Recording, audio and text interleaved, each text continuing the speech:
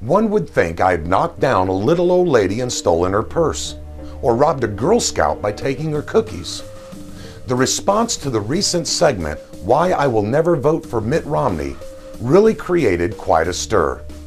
Hello, I'm Jerry Johnson, and I welcome you to this edition of Against the World.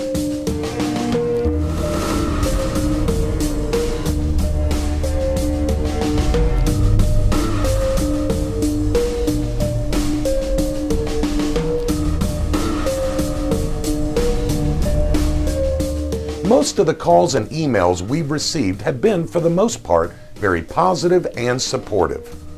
In fact, I've heard from many Mitt Romney supporters who now state that they too will never cast their lot for him. But today, I'm going to take a few moments to respond to one of the more thoughtful postings. The writer of this email started off by stating that he believed I was way off base by trying to use the Bible to justify my stance against Mr. Romney. He then asked a few questions, and I've decided that I will respond to them here. First, he said, show me in the Bible where I have to cast my vote for a Christian. Okay, here's my answer.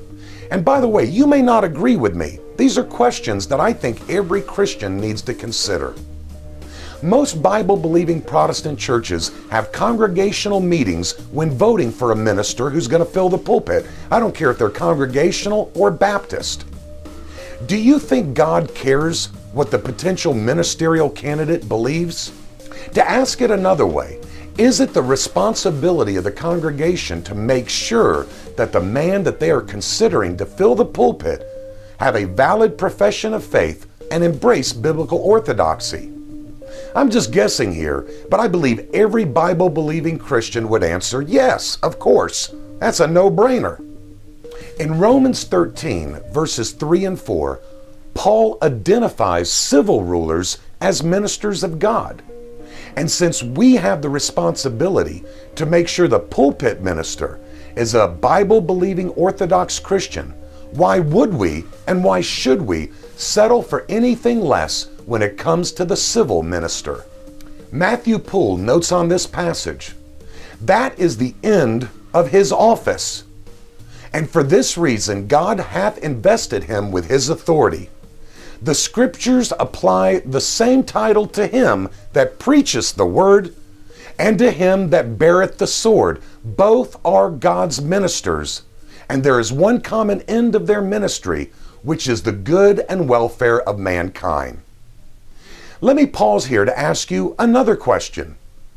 Do you think the Apostle Paul would have campaigned and supported for the office of civil magistrate, what we would have as an elected official?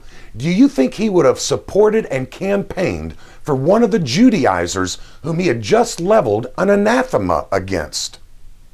Now, a lot of folks may object here, falling headlong into a sea of rationalism by responding, Jerry, we could never get a Bible-believing Christian elected. Well, my friends, with men this is impossible, but with God all things are possible. It may not happen overnight. It may take some time. But perhaps if we did not compromise our stated beliefs, then those beliefs may eventually become the majority report.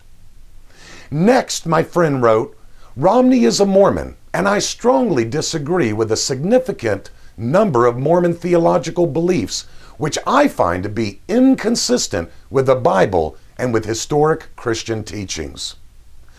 I pause here again, and I invoke a bit of sarcasm. Do you really believe that the Apostle Paul would use the word inconsistent to explain Mormon theology? Perhaps anathema, maybe another gospel which is no gospel at all. Possibly he would rehearse what he wrote to the Corinthians, book 2, chapter 11, verses 3 and 4, and ask us why we continue, like the Corinthians did, to tolerate those who have a false gospel and another Jesus. Finally, my friend closed with this statement. Many Mormon teachings on ethics and values are similar to those in the Bible, and those teachings support Romney's conservative political values.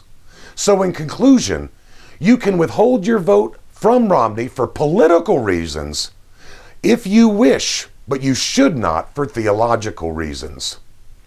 Well, my friends, now we get to the crux of the matter. The mistaken notion that simply because someone holds to the morals of Christianity, it does not make them a Christian. Moralism is not Christianity. In fact, it is our theological and historical enemy. Paul addresses moralism in the same chapter I just quoted from 2 Corinthians 11. For such men are false apostles, deceitful workmen, disguising themselves as apostles of Christ. And no wonder, for even Satan disguises himself as an angel of light. So it is no surprise if his servants also disguise themselves as servants of righteousness. Their end will correspond to their deeds. So what should we do? Well, as for me and my house, we shall serve the Lord. Until next week, this is Jerry Johnson, standing contra mundum against the world.